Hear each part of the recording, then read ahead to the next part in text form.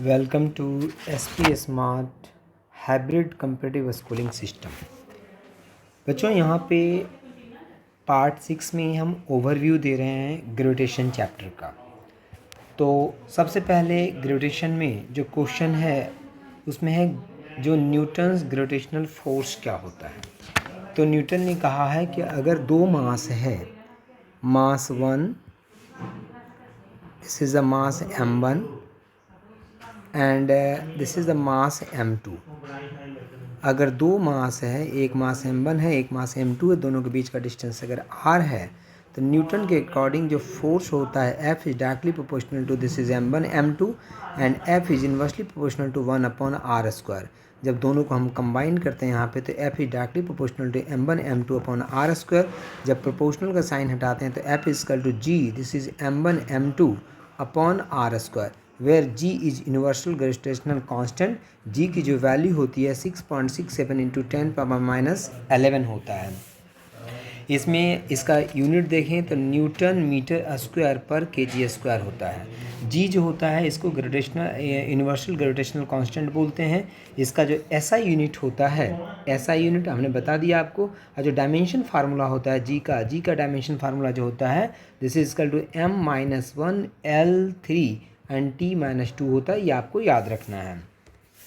इसके बाद इसी में अगर बहुत सारे मासेज होते हैं तो किसी एक मास पे जो फोर्स निकालते हैं जिसको हम सुपरपोजिशन प्रिंसिपल कहते हैं, तो भी हम उसी तरह से निकालते हैं। जैसे बहुत सारे मास है, यहाँ पे मास है m1 है, यहाँ पे मास है m2 है, यहाँ पे मास है m3 है, यहाँ पे मास है m4 है, बहुत सारे हैं। मान लिया जाए यहाँ पे एक मास m है O पॉइंट पे, इस पे आपको फोर्स निकालना है तो m1 जो है इस पे फोर्स लगाएगा। और एक चीज़ और हमेशा याद रखना है कि जो दो मासेस के बीच में जो फोर्स लगता है यहाँ पे न्यूटन ग्रेविटेशनल फोर्स जो होता है this is always attractive force. यहाँ पे रिपल्सन नहीं होता है, जैसे चार्ज में रिपल्सन भी होता है लेकिन यहाँ पे नहीं होता। यहाँ पे सिर्फ और सिर्फ अट्रैक्शन फोर्स लगता है।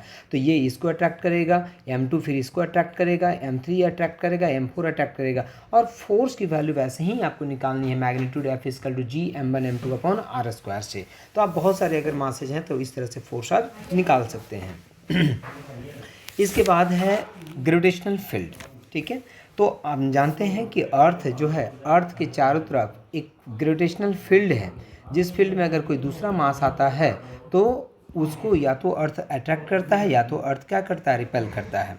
तो gravitational field strength at any point is defined as gravitational force exerted on unit point mass. It is numerically equal to the acceleration due to gravity. और ये जो होता है एक्सेलरेशन ड्यू टू ग्रेविटी के बराबर होता है। अब इसमें कुछ ऑब्जेक्ट हैं जिसके हमें पढ़ने हैं कि ग्रेविटेशनल फील्ड क्या होता है। जैसे सबसे पहले अगर कोई पॉइंट मास है, तो अगर पॉइंट मास है तो इसका ग्रेविटेशनल मास अगर m है, ठीक है, इसका रेडियस अगर मान लिया जाए पॉइंट मास है तो रेडियस की हम बात ही नहीं करेंगे। अगर पॉइंट मास है और पॉइंट मास हम जनरली ऐसे दें तो ज़्यादा अच्छा है। तो this is the point mass, इसका मास अगर m है तो यहाँ से r डिस्टेंस पे अगर आपसे पूछे कि ग्रेविटेशनल फील्ड की वैल्यू कितनी होगी, तो ग्रेविटेशनल फील्ड इक्वल टू अगर यहाँ पे हम निकालें तो ग्रेविटेशनल फील्ड को हम E से भी डिनोट करते हैं और I से भी डिनोट करते हैं। तो इस पॉइंट पे ग्रेविटेशनल फील्ड की अगर वैल्यू हम देखें तो this is equal to Gm upon कितना हो जाएगा, r² हो जाएगा। ठीक है, क्योंकि जो ग्रेविटेशनल फील्ड होता है दिस इज इक्वल टू जो ग्रेविटेशनल न्यूटन ग्रेविटेशनल फोर्स होता है divided by mass of this object. ये जो मास यहाँ पे यूनिट मास हम लेकर के आते हैं, इस पे कितना फोर्स लगता है, मतलब यूनिट मास पे कितना फोर्स लगता है। ठीक है, this is the gravitational field. तो I इक्वल टू Gm/r² हो जाएगा। अगर हम इसी तरह से रिंग कोई है, अगर कोई रिंग है, ठीक है, इस रिंग के कारण इसके सेंटर से r डिस्टेंस पे अगर हम निकालें, अगर रिंग है इसका मास m है, इसके सेंटर से अगर r डिस्टेंस पे हम निकालें कि ग्रेविटेशनल, यहाँ से मान लिया जाए कि ये जो एंगल बन रहा है यहाँ पे this angle is theta and this radius is r। तो ग्रेविटेशनल फील्ड जो होगा इस पॉइंट पे this is equal to I equal to this is equal to Gm/r divided by r² plus r² के पावर कितना हो जाएगा, 3/2 हो जाएगा। और ग्रेविटेशनल फील्ड जो होगा हमेशा, जो ग्रेविटेशनल फील्ड की जो वैल्यू आएगी वो हमेशा टुवर्ड द मास आएगा। ठीक है, क्योंकि ये अट्रैक्ट करता है। इसी तरह से अगर हम देखें तो डिस्क अगर होता है कोई, तो डिस्क के कारण जो ग्रेविटेशनल फील्ड की वैल्यू आ जाएगी। तो डिस्क के कारण अगर डिस्क है कोई, ठीक है, ये है और इसी में हम इस तरह से डिस्क बना दें। तो अगर कोई डिस्क है तो इसके कारण इसी तरह से आर डिस्टेंस पे अगर वैल्यू मान ले जाए, इसका मास m है, इसका रेडियस r है, तो अगर कोई डिस्क है तो इसके कारण यहाँ पे जो फील्ड होगा gravitational field, this is equal to 2gmr upon यहाँ पे हो जाएगा this is r square into 1/r minus 1/√अंडर this is r square plus r square हो जाएगा, r square plus r square यहाँ पे हो जाएगा। ठीक है, तो ये होता है इसका ग्रेविटेशन। यूनिफॉर्म सॉलिड स्फीयर, अगर कोई सॉलिड स्फीयर है, ठीक है, सॉलिड स्फीयर है, तो अगर सॉलिड स्फीयर है तो इसके अगर इसका मास m है, इसका रेडियस मान लिया जाए, let this is equal to radius is equal to r, तो यहाँ से इसमें दो केस है। सबसे पहला केस है कि अगर कोई point outside, let this point is a, तो gravitational field at point A is equal to कितना हो जाएगा, so this is equal to gm upon कितना हो जाएगा, this is equal to r square, अगर ये डिस्टेंस r है तो। अगर इसके इन साइड पूछा जाए आपसे, इसके इन साइड में किसी पॉइंट पे अगर पूछा जाए कि इन साइड में किसी पॉइंट पे ग्रेविटेशनल फील्ड की वैल्यू कितनी होगी, ठीक है, तो इन साइड में अगर मान लें दिस पॉइंट इज बी, तो अगर आपसे इन साइड में पूछा जाए तो gravitational field at point B is equal to, so this is equal to gm upon r cube into कितना हो जाएगा, r हो जाएगा, ये होता है वैल्यू। और अगर आपसे पूछा जाए कि सरफेस पे कितना हो जाएगा, ये जैसे इन साइड पॉइंट हो गया, अगर सरफेस पे पूछे पॉइंट सी पे, सरफेस पे, तो सरफेस पे कितना हो जाएगा थर्ड पॉइंट में, तो सरफेस पे I see is equal to this is gm upon r cube into कितना हो जाएगा r, तो r कटेगा, so this is equal to gm upon कितना हो जाएगा r square. Next is solid sphere के बाद अगर हम बात करें तो thin spherical shell, thin spherical shell, अगर थिन स्फेरिकल सेल की हम बात करें तो थिन स्फेरिकल सेल में अगर सबसे पहला पॉइंट है कि इन साइड में अगर पूछे आपसे कि ग्रेविटेशनल फील्ड की वैल्यू कितनी हो जाएगी, तो 0। नंबर 2, अगर आपसे पूछे कि आउटसाइड कितना हो जाएगा, ठीक है, तो आउटसाइड ग्रेविटेशनल फील्ड जो होगा this is equal to gm upon कितना हो जाएगा, दिस इज r स्क्वायर हो जाएगा। ठीक है, याद रखना है आपको। इसके बाद अगर हम बात करें तो acceleration due to gravity is very very important. Acceleration due to gravity, acceleration due to gravity सभी को पता है कि acceleration due to gravity g is equal to this is equal to gm upon कितना होता है, r स्क्वायर। अर्थ के सरफेस पे जो एक्सेलरेशन ड्यू टू ग्रेविटी होता है g इजकल टू, वो मैक्सिमम होता है, दिस इज 9.8 मीटर पर सेकेंड स्क्वायर होता है, सभी को पता है। अगर अर्थ के सरफेस से अगर h हाइट हम ऊपर चले जाते हैं, ठीक है, वेरिएशन इन g जो होता है, ठीक है, अगर h हाइट अर्थ के सरफेस से अगर h हाइट ऊपर चले जाते हैं तो यहाँ पे एक्सेलरेशन ड्यू टू ग्रेविटी अगर gh होता है and this radius is r, ठीक है, तो यहाँ पे एक्सेलरेशन ड्यू टू ग्रेविटी कितना हो जाएगा, so this is gh and gh is equal to यहाँ पे आ जाएगा g into 1 minus 2h upon r आ जाता है। ये फार्मूला आपको याद रखना है। अच्छा, ये फार्मूला तब आता है जब h की वैल्यू r के कंपेरिजन में बहुत ज़्यादा होता है। दूसरा हो गया कि अगर d डेप्थ इन साइड में, अगर ये अर्थ है, ठीक है, और यहाँ से d डेप्थ नीचे हम चले गए, इस पॉइंट पे हम एक्सेलरेशन ड्यू टू ग्रेविटी अगर फाइंड करना चाह रहे हैं तो यहाँ पे acceleration due to gravity gd and gd is equal to कितना हो जाएगा, g into 1 minus d upon कितना आ जाता है, r आ जाता है। तो ये आप यहाँ पे फार्मूला याद रखेंगे, इसका वेरिएशन, ठीक है। इसके बाद अगर हम देखें तो ग्रेविटेशनल पोटेंशियल की बात आती है एंड ग्रेविटेशनल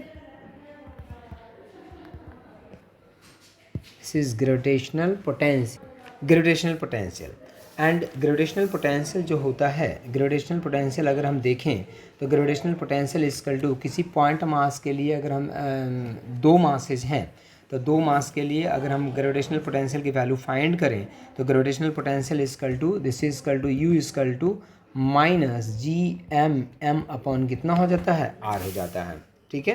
तो अगर हम यहाँ पे देखें gm अपॉन r, तो बहुत सारे मासेज हैं जिसके बारे में हम यहाँ पे ग्रेविटेशनल पोटेंशियल पढ़ेंगे।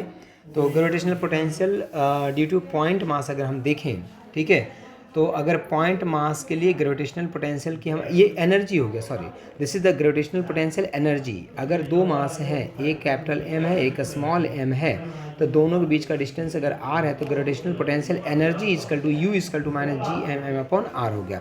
सो पोटेंशियल इजकल टू होता है U upon M, so this is equal to minus G M M upon R divided by कितना हो जाएगा M, so M M cut जाएगा यहाँ से, so this is G M upon कितना हो जाएगा आर हो जाएगा। ठीक है, पॉइंट मास के कारण। ये हमने किसके लिए निकाला, अगर यहाँ पे मास इसका m है, डिस्टेंस r पे अगर ग्रेविटेशनल पोटेंशियल यहाँ पे आप जानना चाहते हैं तो v is equal to minus G M upon कितना हो गया r हो गया। इसी तरीके से अगर आप रिंग की बात करें, अगर रिंग है, ठीक है, ये रेडियस इसका r है, इसका मास अगर m है, यहाँ से अगर r डिस्टेंस पे पॉइंट P पे ग्रेविटेशनल पोटेंशियल आप निकालना चाहते हैं, so gravitational potential is equal to हो जाएगा this is minus G M divided by root under R square plus कितना हो जाएगा आर स्क्वायर हो जाएगा। ना ग्रेटर स्फेरिकल सेल, अगर हम स्फेरिकल सेल की बात करें, अगर हम थिन स्फेरिकल सेल की बात करें,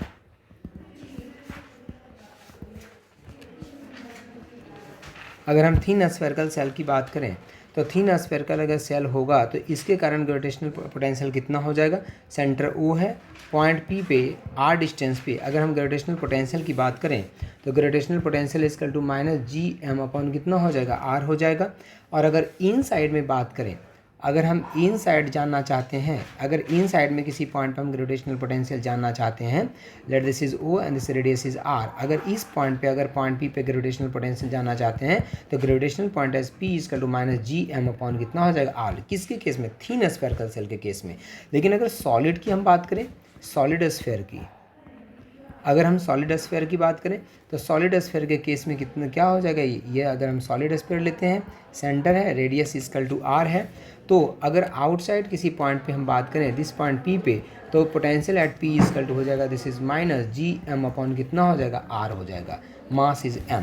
नाउ केस सेकेंड, अगर हम बात करें इनसाइड द स्फेयर की बात करें, अगर स्फेयर है और इसके किसी इनसाइड पॉइंट P की हम बात करें, अगर यहाँ की बात करें, ठीक है, this radius is R inside, तो इनसाइड पे जो होगा value, so this is equal to minus G M upon this is 2R cube, minus G M upon this is 2R cube into this is 3R square minus कितना हो जाएगा, this is R square हो जाएगा।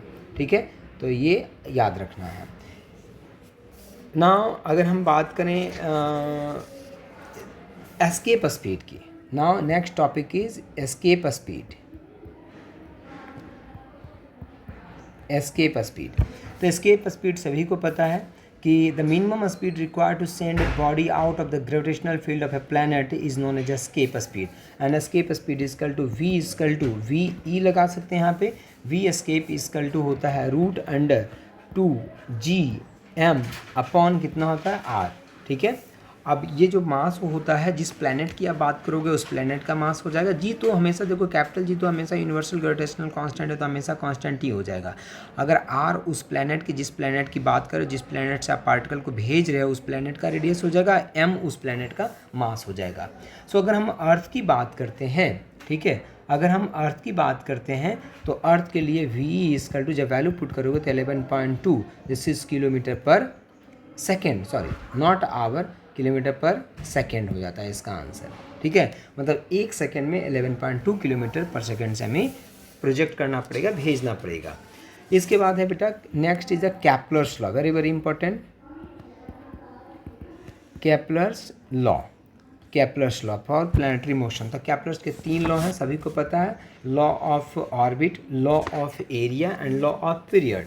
ठीक है, तो ये याद रखना है तीनों लॉ को। ठीक है, कि लॉ ऑफ एरिया, अच्छा इसमें सबसे इंपॉर्टेंट है आपका law of period. Law of period में एक फार्मूला होता है, उस फार्मूले को आपको याद रखना है कि टी स्क्वेयर, सबसे पहला है लॉ ऑफ ऑर्बिट। इसमें कहता है कि जितने भी प्लैनेट हैं सभी इलिप्टिकल पाथ में सन के चारों तरफ इवॉल्व करते हैं। नंबर 2 हो गया law of area, equal area equal time में ट्रेवल करता है। एंड थर्ड हो गया आपका law of period, and law of period में आपको ये जानना है कि लॉ ऑफ पीरियड जो होता है इसमें T square is directly proportional to कितना होता है, आर क्यूब होता है। ये फार्मूला आपको यहाँ पे याद रखना है। इसके बाद है सैटेलाइट।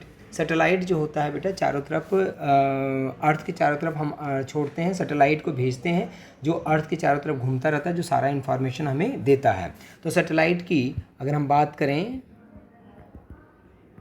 सैटेलाइट की, तो सैटेलाइट में ऑर्बिटल वेलोसिटी कितना होता है, तो सबसे पहले orbital velocity is equal to √2gm upon कितना हो जाता है, this is equal to r हो जाता है। ठीक है। अगर हम टोटल काइनेटिक एनर्जी की बात करें तो टोटल काइनेटिक एनर्जी जो होता है यहाँ पे सैटेलाइट के केस में, जो सैटेलाइट घूमता है चारों तरफ, तो total kinetic energy is equal to this is equal to GMO upon कितना होगा, this is equal to 2r। इसी तरह से अगर हम पोटेंशियल एनर्जी की बात कर लें तो potential energy is equal to होता है, so this is equal to -GMO and divided by कितना होता है, this is equal to r होता है।